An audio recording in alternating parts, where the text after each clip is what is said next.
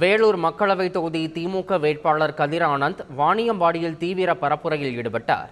India கூட்டணி சார்பில் வேலூர் தொகுதியில் போட்டியிடும் திமுக வேட்பாளர் கதிர் ஆனந்த் வாணியம்பாடி அடுத்த உதயேந்திரம், மேட்டுப்பாளையம், கோணாமேடு ஆகிய பகுதிகளில் தீவிர வாக்கு சேகரிப்பில் ஈடுபட்டார். முன்னதாக அங்கு வந்த கதிர் ஆனந்திற்கு திமுகவினர் சுமார் 15 அடி உயரம் உள்ள பிரம்மாண்ட மாலையை கிரேன் மூலம் அணிவித்து உற்சாக வரவேற்பளித்தனர். அப்போது வேட்பாளர் கதிர் ஆனந்த் பேசுகையில், மோடி மீண்டும் ஆட்சிக்கு வந்தால் தேசிய கொடியையே மாற்றி விடுவார் எனவும் சிறுபான்மையின மக்களுக்கு பாதுகாப்பே இருக்காது எனவும் தெரிவித்தார்.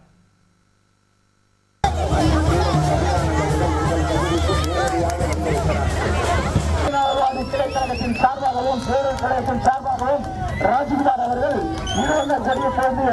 மாலையை சிறப்பாக அருமையுடன் திரு PM கதிர் ஆனந்த் அவர்கள் வாக்குகளை சேகரிக்க வந்துள்ளார். அவருடன் வாணியம்பாடி நகர கழக செயலாளர் அருமை சகோதரர்